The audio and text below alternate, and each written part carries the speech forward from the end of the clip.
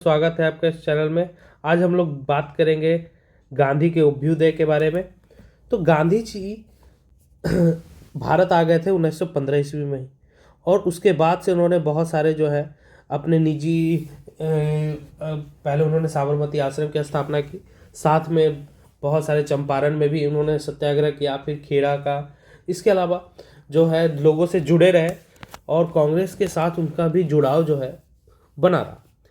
प्रथम विश्व युद्ध की समाप्ति के बाद राष्ट्रीय और अंतर्राष्ट्रीय परिदृश्य पे बहुत सारा शक्ति आए। युद्ध के बाद क्या हुआ, भारत में राष्ट्रीय जो गतिविधि है पुनः शुरू हो गई 1918 के आसपास। एशिया अफ्रीका जो निवेश भी है उसमें भी क्या हो गया प्रभु, उसमें भी बहुत सारा जो है गतिविधि शुरू हो गई थी और साम्राज्यवाद विरोध शक्तियाँ क्या है बढ़ने लगी। ब्रिटिश शासन के खिलाफ जो है स्वतंत्रता आंदोलन इस समय एक बहुत ज़्यादा जो है निर्णायक मोड़ ले लिया। क्यों?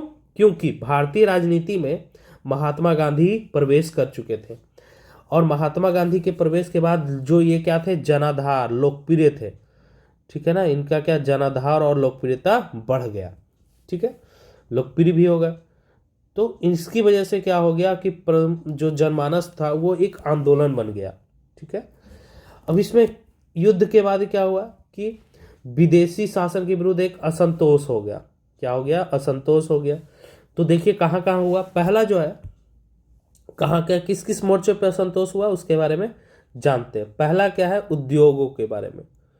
तो क्या हुआ कि उद्योगों के मूल्य में वृद्धि हो गई, ठीक है ना। ये है मैं बता रहा हूँ 1918 के बाद, ठीक है ना। 1918 के बाद की स्थितियाँ क्या हो गई, उद्योगों में मूल्य वृद्धि हुई गई और मूल्य की वृद्धि होने के बाद क्या हुआ विदेशी पूंजी में जो निवेश था वो बहुत कम हो गया। बहुत कम लोग आ रहे थे यहाँ पे, न उद्योग लग रहे थे।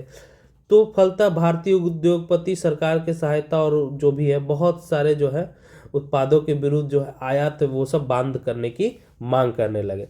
साथ में दूसरा क्या है कि जो शिल्पकार थे या दस्तकार जिनको बोलते हैं, और शिल्पकार और दस्तकार, इसमें क्या है कि यह वर्ग क्या हो गया बर्बाद हो गया। क्यों बर्बाद हो गया? बर्बाद के होने के पीछे कारण ये था कि ये लोग जहाँ एक और भारी संख्या में बेरोजगारी हो गए, दूसरी ओर क्या हो गई बेरोजगारी, ठीक है ना, बेरोजगारी बढ़ गई और महंगाई की मार तो थी। साथ में किसान लोग के लिए क्या हो गया, तो किसानों के लिए जो है निर्धनता से बहुत त्रस्त थे, ठीक है ना, जिसमें वो, ठीक है, निर्धनता यहाँ पे बहुत ज़्यादा है। चौथा पॉइंट हो गया सैनिक लोगों के लिए क्या स्थितियां थी वहां पे प्रथम विश्व युद्ध के बाद में। तो जब वापस आए ये लोग तो अपने अनुभवों से भारतीय लोगों को सुनाया और साम्राज्यवाद का विरोध करने के लिए ये लोग क्या किए विरोध, ठीक है ना, ये लोग विरोध करवाए, ठीक है ना, साम्राज्यवाद का। और आश्चर्यचकित थे कि जो ब्रिटेन वगैरह थे वो गरीब हो चुके हैं, ठीक है, वो लोग बहुत ज़्यादा आर्थिक रूप से नष्ट हो चुके हैं और स्वतंत्रता से अधिक कमी आई है, ठीक है। अब शिक्षित वर्ग जो है, शिक्षित लोग के क्या स्थितियाँ थी वहाँ पे। शिक्षित लोगों में क्या थी कि वो बेरोजगारी की समस्या से पीड़ित थे और साथ ही साथ क्या थे नस्लवाद के भामा से भी बहुत ज़्यादा बदतर स्थिति बना दी गई थी। तो समाज का हर वर्ग, ठीक है ना, हर वर्ग जो है अंग्रेजों के विरुद्ध लड़ना चाह रहा था। अब इसके बाद राजनीति की लाभ क्या मिली, तो ब्रिटिश में भारतीय योगदान बहुत ज़्यादा था लेकिन किसी प्रकार का लाभ नहीं मिला। तो गांधी जी और ब्रिटिश युद्ध के सहयोग और बहुत सारा जो है बोले थे भाई तुम लोग लड़ लो जाके, लेकिन युद्ध के बाद जो है राजनीति लाभों में कुछ नहीं मिला। देश पुनः जो है विरोध में चला गया। देश जो है पहले साम्राज्यवादी राष्ट्रों ने अपने अपने क्या किए उपनिवेश को बहुत आश्वासन दिया कि आप ये युद्ध में आइए, आपको लोकतंत्र मिलेगा, आत्म निर्णय का युग मिलेगा, ठीक है। युद्ध में दोनों पक्षों ने एक दूसरे को कलंकित करने का भरपूर प्रयास किया तथा एक दूसरे को अत्याचार भी किया। उपनिवेशवाद तथा शोषणात्मक ब्यूरो को सार्वजनिक किया कि सब देश एक दूसरे को जो है बताया कि देखो अंग्रेज लोग बहुत जो है, जो रसिया फ्रांस ये सब जो थे वो लोग बताया कि देखो अंग्रेज कितना जो है। किंतु पेरिस शांति सम्मेलन तथा कुछ अन्य तत्कालिक शांति सम्मेलनों से साम्राज्यवादियों की मंशा स्पष्ट हो गई। क्या स्पष्ट हो गई कि वो अपने उपनिवेशों से अपनी पकड़ ढीली नहीं करना चाहते थे। अरे भाई, पैसा मिल रहा है ना। इन सम्मेलनों में वे विजित उपनिवेशों को बांटने में जुट गए। युद्ध में अंग्रेजों की सांस्कृतिक और सैन्य संरचना का मिथक टूट गया। इसके बाद क्या हुआ कि एशिया अफ्रीका जैसे बहुत सारा देश जो था छोटा छोटा, जैसे तुर्की, ईरान, अफगानिस्तान, ठीक है ना, भारत, चीन, तो ये सब क्या हो गया, गतिविधि जो है प्रारंभ हो गया। साथ में उस समय क्या हुआ, रूसी क्रांति का प्रभाव हुआ। अगर आपसे पूछा जाए कि रूसी क्रांति का भारत के में क्या प्रभाव पड़ा, तो इसमें देखिए रूसी क्रांति कब हुई थी। रूसी क्रांति ये हुई थी 1917 को। कब हुई थी? 7 नवंबर, ठीक है ना, 7 नवंबर 1917 को, ठीक है। तो इसमें क्या हुआ था, थोड़ा सा इसमें देख लेते हैं। तो इसमें बोल्शेविक दल था, बहुसंख्यक जिसको बोलते हैं बोल्शेविक, इसका अर्थ क्या होता है, बहुसंख्यक। तो बोल्शेविक दल के समर्थकों ने रूस में उस समय जो जारशाही शासन था, कौन सा शासन था, जारशाही शासन, उसके खिलाफ आंदोलन कर दिया, ठीक है ना। तो उस समय जारशाही शासन में इतना सैनिक होता था कि लोग सोचता था कि रूस का शासन कभी खत्म नहीं हो पाएगा, ठीक है ना। तो अब इसके बाद जब जारशाही शासन खत्म हुआ, तो इसके बाद जो है, ठीक है, लेनिन लेनिन लेनिन का दूसरा नाम क्या है, नहीं जानते होंगे बहुत सारे लोग, व्लादिमीर इलिच यूलानोव, ठीक है। ये रशियन नाम होता है, इस तरह का पता चल जाता है, ठीक है ना। तो सोवियत संघ की स्थापना हुई, ठीक है ना। क्या हो गई, सोवियत संघ की स्थापना, ठीक है ना। सोवियत संघ की स्थापना हुई कब हुई, 1917 में, ठीक है। सोवियत संघ की स्थापना हुई। टूटी कब, 1991 में, ठीक है ना। ये 1991 में टूट गया 21 भागों में, ठीक है, 1991 में। तो अब क्या हुआ कि जारशाही शासन जो है एशियाई उपनिवेश के लिए, ये सब जो भी है, तो साथ ही क्या हो गया, चीन और एशिया के अन्य भागों में जारशाही जो साम्राज्यवाद स्थापित किया हुआ था, तो सभी जो उपनिवेश थे अपने आप को क्या कर लिया, आज़ाद कर लिए।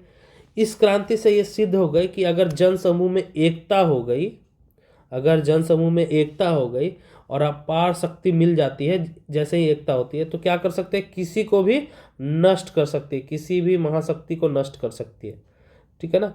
ये भारतीयों को, ठीक है ना, शक्ति किसी भी महाशक्ति को नष्ट कर सकती है, ये भारतीयों को विश्वास हो गया। इस क्रांति से यही मिला कि संगठित, संयुक्त और दृढ़ निश्चय जनसमूह किसी भी साम्राज्यवादी शासन को नष्ट कर सकती है। भारत में अंग्रेज किसी प्रकार से शक्ति बंटवारा नहीं चाहते थे, वो नहीं चाहते कि भारतीयों को प्रशासन में भागीदारी मिले। तो अब इसके बाद क्या हुआ कि भारतीयों को लालच भ्रम में रखते थे और बांटते थे, बांटो और राज करो की नीति अपनाते थे।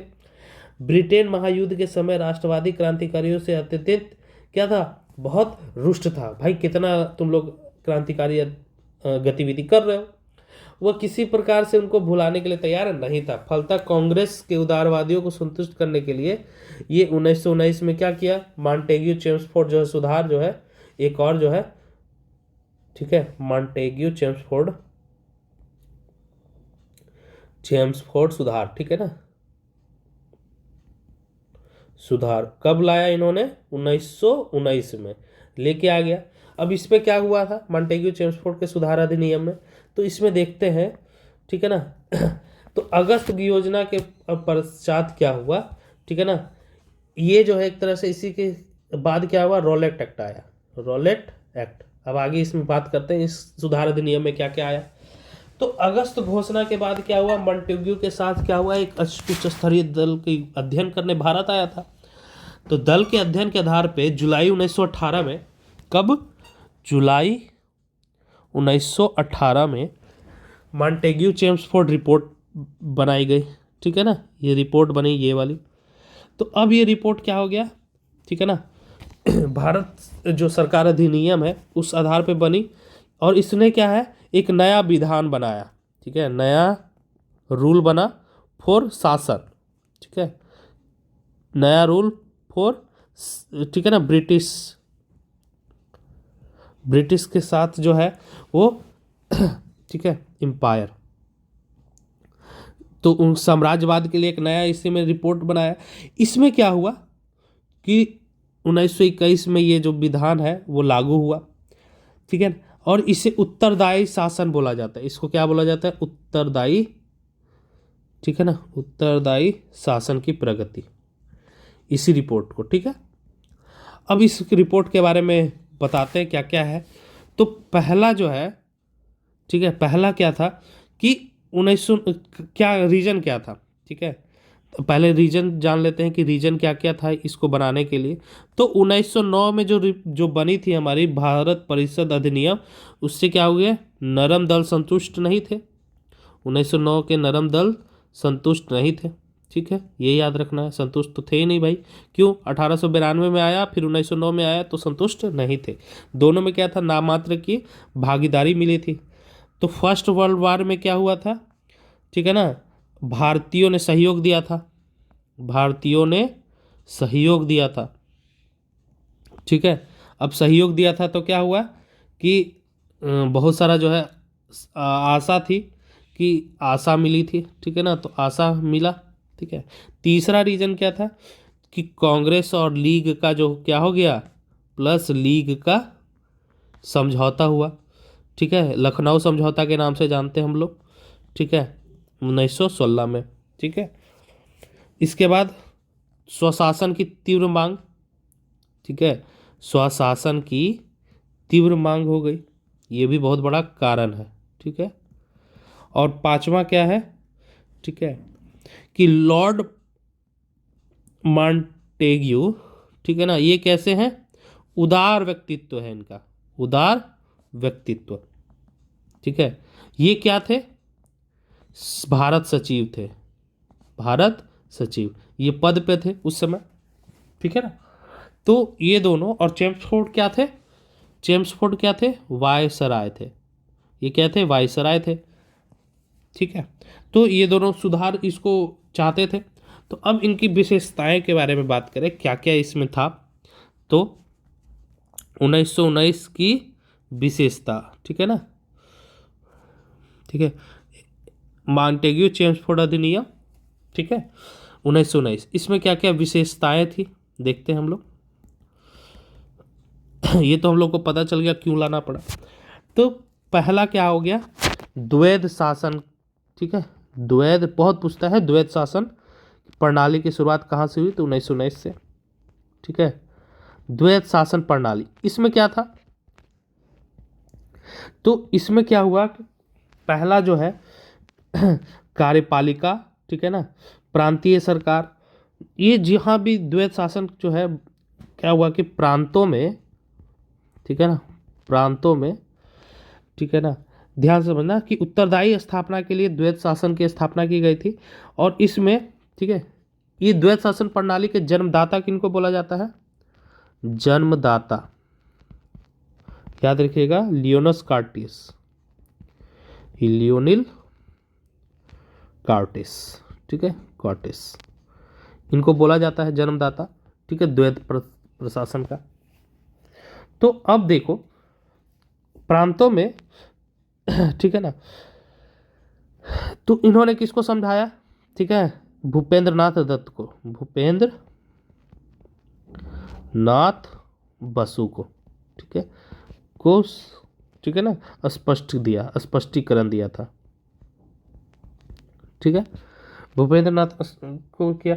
इस व्यवस्था को लॉर्ड मॉन्टेग्यू और चेम्सफोर्ड क्या बोले थे कि पूर्ण स्थान दे दिया इन्होंने।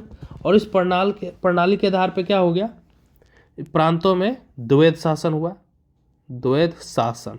ठीक है, इस प्रणाली में क्या हुआ कि दो भागों में विभक्त कर दिया गया। पहले भाग में क्या थे, गवर्नर थे, ठीक है, और उसके कार्यकारिणी सदस्य थे। ठीक है, और दूसरे भाग में क्या थे, ठीक है, कार्यकारिणी सदस्य थे, सदस्य। ठीक है, और दूसरे भाग में गवर्नर और मंत्री थे। ठीक है, मंत्री थे। ठीक, अब इसमें क्या है कि प्रांतीय विषयों को क्या कर दिया गया, दो भागों में बांट दिया गया। ठीक है ना, प्रांतीय जो विषय थे दो भागों में, विषय जो थे दो भागों में बांट दिया। ठीक है, पहला आरक्षित विषय थे, आरक्षित विषयों में क्या क्या था, जैसे, ठीक है, दूसरा हस्तांतरित, ठीक है, हस्तांतरित विषय। जैसे कानून बनाना, ठीक है, कानून व्यवस्था, वित्त, ठीक है, राजस्व, भू राजस्व जिसमें आता है, भू राजस्व, ठीक है,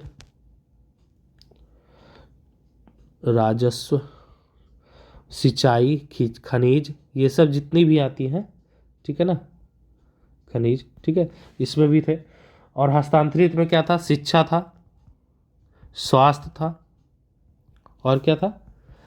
प्रशासन, स्थानीय प्रशासन जिसको बोलेंगे, ठीक है ना, उद्योग थे, उद्योग और कृषि, ठीक है ना, ये सब इत्यादि मान के चलो, ठीक है, उद्योग और कृषि, ठीक है, ईटीसी। अब ठीक है, अब इसमें जो आरक्षित विषयों का शासन जो है, ये पहला वाला करता था और ये दूसरा वाला करता था, यानी ये जो करते थे ये वाले और ये जो करते थे ये वाले, ठीक है, ये समझ गए। तथा हस्तांतरित विषयों का भारतीय मंत्रियों की सलाह से करता था। तीसरा क्या था पॉइंट इसमें, कि जो मंत्री थे, मंत्री जो थे वो क्या थे? व्यवस्थापिका के प्रति उत्तरदायी थे, अभी भी हैं, ठीक है ना, व्यवस्थापिका के प्रति उत्तरदायी थे, ये चीज याद रखना है, ठीक है।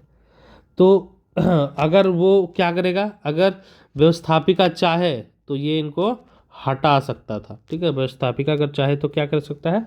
हटा सकता था, ठीक है ना। लेकिन जो गवर्नर के कार्यकारी बट, ठीक है ना, जो पहला वाला है, यहाँ पे मैं पहला वाला लिखूंगा ना, इसको ए भी कर दे रहा हूँ, ठीक है, ठीक है। अगर यहाँ पे पहला वाला जो है गवर्नर कार्यकारिणी जो है, जी प्लस कार्यकारिणी जो है नी है, वो व्यवस्थापिका के प्रति उत्तरदायी नहीं थे, ठीक है ना, उत्तरदायी नहीं थे, ठीक है, उत्तरदायी नहीं थे, ठीक है। चौथा पॉइंट क्या है कि अगर मान लो कि प्रांतों में फेल हो गया, फेल हो गया, क्या फेल हो गया? संवैधानिक तंत्र। अगर संवैधानिक तंत्र अगर फेल हो गया तो क्या होगा? गवर्नर जो होगा, ठीक है ना, ये हस्तांतरित विषय भी अपने ऊपर ले सकता है, फेल, ठीक है ना, प्रांतों में फेल हो गया संवैधानिक, तो गवर्नर पूरा शासन लेगा, ठीक है ना, हस्तांतरित विषय भी ले लेगा, विषय लेगा, ठीक है, ये भी है। पांचवा पॉइंट उन्होंने कहा, ठीक है ना, कि भारत सचिव, ठीक है, और गवर्नर जनरल, ठीक है, भारत सचिव और गवर्नर जनरल, ठीक है, ठीक है, सिर्फ और सिर्फ आरक्षित विषय में क्या कर सकते थे? हस्तक्षेप कर सकते थे, आरक्षित विषय में क्या कर सकते थे? हस्तक्षेप, ये भी याद रखना है। लेकिन इसमें हस्तांतरित में हस्तक्षेप नहीं कर सकते थे, सिर्फ और सिर्फ आरक्षित विषय में हस्तक्षेप कर सकते थे। ये तो हो गई हमारी, ठीक है, इनकी बातें। अब बात करते हैं व्यवस्थापिका में क्या क्या चेंज हुआ, ठीक है, ये द्वैध शासन प्रणाली हो गई। व्यवस्थापिका में क्या क्या इन्होंने चेंज किया? तो व्यवस्थापिका में, ठीक है, तो प्रांतीय जो है सभा सदस्य की, ठीक है ना, बहुत वृद्धि हो गई, सदस्यों की वृद्धि, ठीक है ना, कितना हो गया, ठीक है ना, वृद्धि हो गई। 70% क्या होते थे? निर्वाचित होते थे, पहले जो है, ठीक है, निर्वाचित होते थे। दूसरा में, ठीक है, मताधिकार का वृद्धि क्या गया, ठीक है ना, मतदाताओं मताधिकार का, ठीक है, वृद्धि, ठीक है। तीसरा पॉइंट क्या है? महिलाओं को भी वोट देने का अधिकार मिला। अगर पूछा जाएगा कि महिलाओं को वोट देने का अधिकार कब मिला, तो 1919 से को वोट, ठीक है ना। और इसके अलावा क्या हुआ? सभाएं किसी प्रकार का अगर प्रस्तुत कर सकती थी तो पारित होने के लिए क्या किया जाएगा? गवर्नर की सहमति जरूरी होती थी, ठीक है ना, सभा के लिए, ठीक है, प्रस्ताव जो होता था ठीक है ना, गवर्नर की सहमति जरूरी थी। ठीक है, इसके बाद क्या हुआ, बजट। ठीक है ना, अगर बजट को, ठीक है ना, तो बजट जो है, बजट, ठीक है, गवर्नर की सहमति जरूरी होती थी इसमें भी। ठीक है ना, सदस्यों को बोलने का अधिकार था, लेकिन इसके पहले वाले में सदस्यों को बोलने का अधिकार नहीं था। ठीक है ना, बोलने का अधिकार था। ठीक है, ये सब जो है पॉइंट्स मिला। ठीक है, और प्रांतीय परिषद को विधान परिषद बोला गया। ठीक है ना, तो यहाँ पे लिख सकते हैं। ठीक है, प्रांतीय परिषद को विधान परिषद, परिषद को विधान परिषद बोला गया, बोला गया। ठीक है, अब कार्यपालिका के बारे में बात करते हैं। ठीक है, ये तो हो गया हमारा प्रांतीय। ठीक है ना, प्रांतीय का ये हमारा विषय हो गया। अब बात करते हैं केंद्रीय सरकार। ठीक है, केंद्रीय सरकार। तो केंद्रीय सरकार में, ठीक है, कार्यपालिका, ठीक है, तो मेन इसमें कार्यपालिका में कौन होता था? ठीक है, मुख्य अधिकारी, अधिकारी, इसको मुख्य अधिकारी बोलेंगे। मुख्य अधिकारी कौन होता था? Governor general. ठीक है, वो प्रांत में गवर्नर होता था, यहाँ गवर्नर जनरल। ठीक है ना, और इसमें जो है विषय जो था, विषय इसमें भी दो, पहला केंद्रीय और दूसरा प्रांतीय विषय। ठीक है, तीसरा क्या था? कार्यकारिणी में 8 में से 3 भारतीय, जो कार्यकारिणी सदस्य होंगे, ठीक है, 8 में 3 इंडियन। ठीक है, ठीक है, और उसमें से क्या हो गए, उनको क्या क्या मिला? विधि, शिक्षा, विधि, शिक्षा और श्रम, स्वास्थ्य और उद्योग सौंपा गया। चौथा क्या है? जो गवर्नर जनरल को पूर्ण अधिकार था आरक्षित विषय में, आरक्षित विषय जो होते थे, ठीक है, पर पूर्ण अधिकार था, बिल्कुल। ठीक है, पांचवा क्या था? ठीक है ना, ग्रांट्स पर कटौती को अधिकार था, और जो भी मांग होता था, ठीक है ना, मांगों पर कटौती का अधिकार था। ठीक है, अधिकार था। ठीक है, वह केंद्रीय व्यवस्थाओं का अधिकार जो अपने अधिकार क्षेत्र में उसके था। अब इसके बाद बात करते हैं इसमें जो व्यवस्थापिका थी, केंद्र सरकार की व्यवस्थापिका, इसके बारे में। वो तो प्रांतीय सरकार की व्यवस्थापिका थी। ठीक है, इसमें क्या हुआ, इन्होंने इसको द्विसदनात्मक बना दिया। इसको क्या बना दिया? द्विसदनीय संस्था। ठीक है, ठीक है, पहला हो गया केंद्रीय विधानसभा, ये बोल देते हैं विधानसभा। दूसरा हो गया राज्य परिषद, जो आज भी देखने को मिलेगा। ठीक है, अब ठीक है, केंद्रीय विधानसभा में 2 सदन थी। पहला उच्च सदन, ठीक है, ठीक है, केंद्रीय विधानसभा सदन निम्न सदन थी। ठीक है, और राज्य, इसको बोलेंगे हम लोग निम्न सदन। ठीक है, और ये उच्च सदन। ठीक है, अब ठीक है ना, केंद्रीय विधानसभा में सदस्यों की संख्या कितनी थी? 145 थी, 104, ठीक है, प्लस 41। ठीक है, ये क्या? निर्वाचित थे। ठीक है, बिल्कुल। और इसमें कितने सदस्य थे? ठीक है, 52 समान। ठीक है, उच्च सदन में राज्य परिषद की संख्या 60 थे, जिसमें 26 जो है चुने हुए और 34 निर्वाचित थे। ये क्या थे? निर्वाचित, निर्वाचित, ठीक है। 34 क्या थे, निर्वाचित थे, ठीक है। इसमें बहुत सारा जो है दे सकते हैं कि निर्वाचित में कौन कौन से थे, आरक्षित में कौन कौन से थे, ठीक है, लेकिन ऐसा पूछेगा नहीं। दूसरा जो है कि कार्यकाल कितना था, ठीक है, कार्यकाल, ठीक है। तो केंद्रीय विधानसभा का, इसमें लिख देता हूँ ए का, ठीक है, केंद्रीय विधानसभा 3 वर्ष, ठीक है ना, ठीक है। इसको गवर्नर जनरल जो है बढ़ा सकते थे।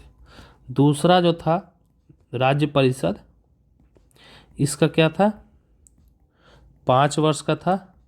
केवल पुरुष इसके सदस्य होते थे, केवल पुरुष सदस्य, ठीक है, बन सकते थे।